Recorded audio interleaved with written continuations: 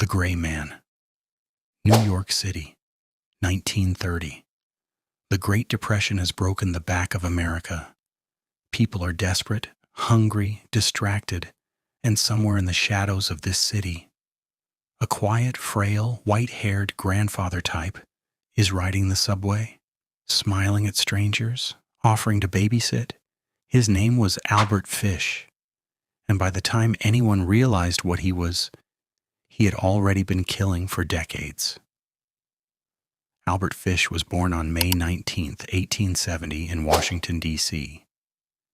His father was 75 years old at the time of his birth, a riverboat captain.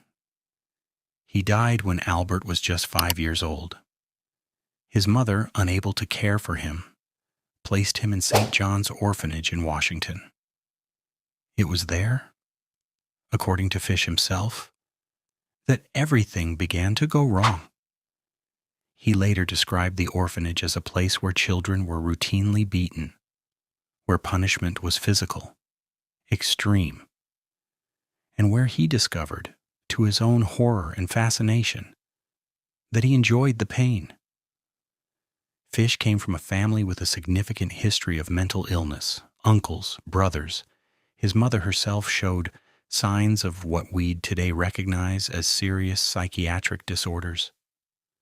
He was, from the very beginning, someone who never had a chance at a normal psychological foundation. By his teenage years, Fish had developed what psychiatrists would later describe as an almost encyclopedic range of psychiatric disorders: sadomasochism, masochism, psychosis. He began harming himself deliberately, and he began targeting the vulnerable. By his own admission, which investigators could never fully verify or deny, he claimed his first assault occurred before the turn of the century. He was already in his 30s. Here is what made Albert Fish so uniquely terrifying to the investigators who eventually caught him. He was not a loner lurking in shadows. He was a father. Albert Fish married in 1898. He had 6 children. By all accounts of neighbors and even his own children, he was warm, attentive, present. He took his children on picnics. He told them stories at bedtime. He taught them to pray. And he maintained this life, this completely ordinary, unremarkable domestic life, while simultaneously committing acts that would later shock even the most hardened detectives. That's what investigators kept coming back to. His own children loved him. They defended him even after everything came out. That dissonance between who he was at home and what he was doing outside of it, that's what kept him undetected for so long. Nobody was looking for a grandfather. His wife eventually left him in 1917, not because she suspected anything sinister, but because she had fallen in love with another man. Fish was reportedly devastated, and investigators believe it was around this period that his behavior escalated significantly. Alone now, unanchored, the mask he had maintained for decades began to slip. One of the most chilling dimensions of the Albert Fish case was his written correspondence. Fish wrote letters, obsessively, to strangers, to families, to women he found in classified advertisements. The content of these letters was so disturbing that even in the courtroom in 1935, the judge ruled that they couldn't be read aloud in their entirety. Newspaper reporters who reviewed them described walking out of the courthouse visibly shaken. One postal worker who later came forward said he had received an unsolicited letter from Fish years before his arrest. He had thrown it away, assuming it was the work of a disturbed prankster. He told investigators he never forgot it. He never forgot a single word. The letters reveal a mind that had constructed an entirely alternate moral framework. He genuinely believed, or at least articulated a belief, that what he was doing had biblical justification. He quoted scripture. He was deeply, genuinely religious in a twisted, completely distorted way. He attended church regularly. He believed he was carrying out divine punishment.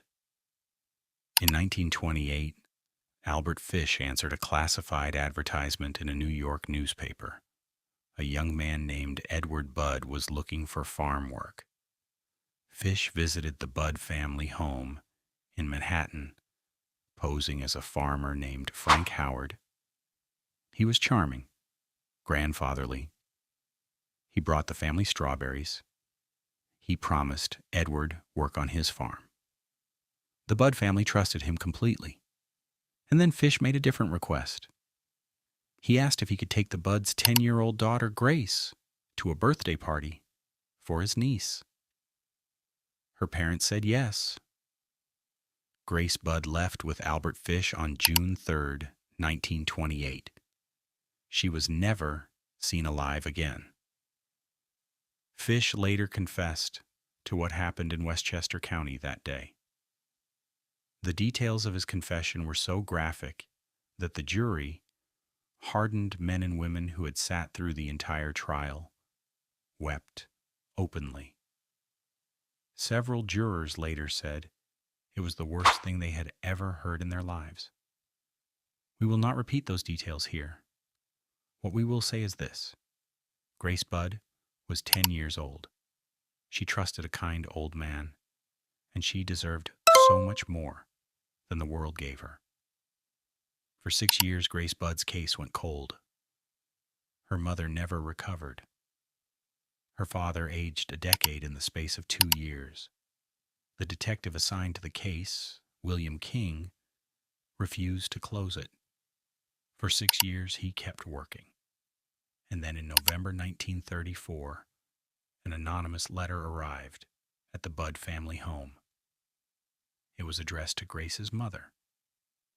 The content of that letter, which Fish sent himself for reasons that psychiatrists still debate, provided enough detail about what had happened to Grace that Detective King knew immediately. This was the killer, writing to the mother voluntarily 6 years later. Why did he write it? We don't know definitively. Some believe he wanted to be caught. Some believe it was pure arrogance. Some of the psychiatric evaluations suggested he was driven by compulsions he himself didn't fully understand. But that letter, that one letter, is what brought him down. Detective King traced the envelope. A distinctive emblem on the stationery led investigators to a rooming house.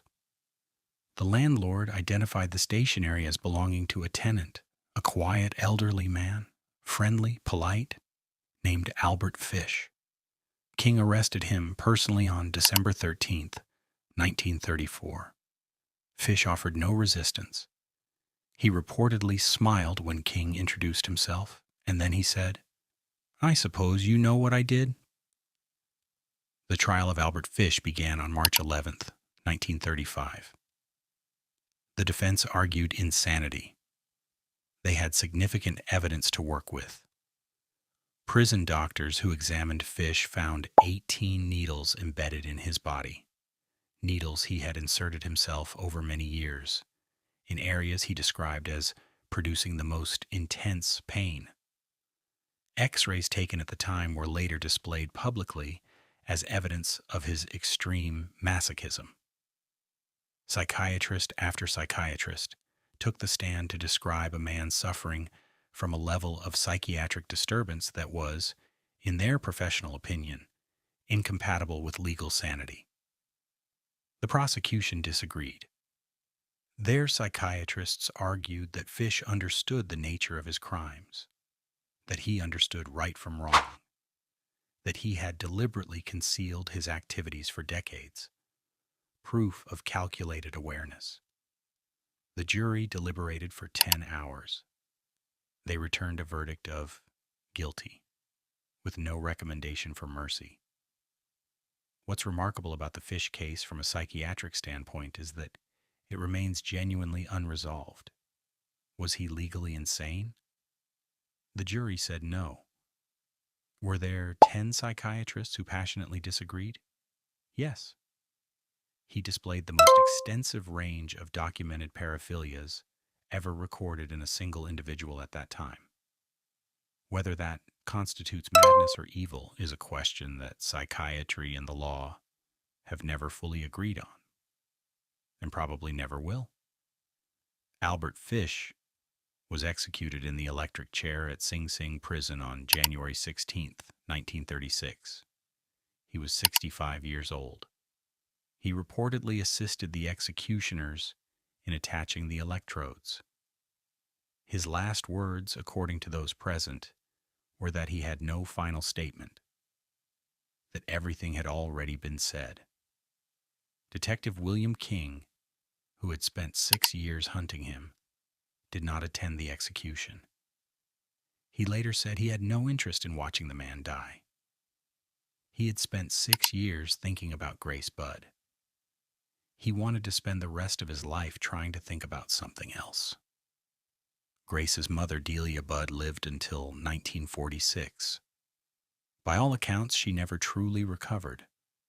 She kept a photograph of Grace on her mantelpiece until the day she died. In it, Grace is smiling. She is 9 years old, 1 year before she met Albert Fish, 1 year before the world failed her completely.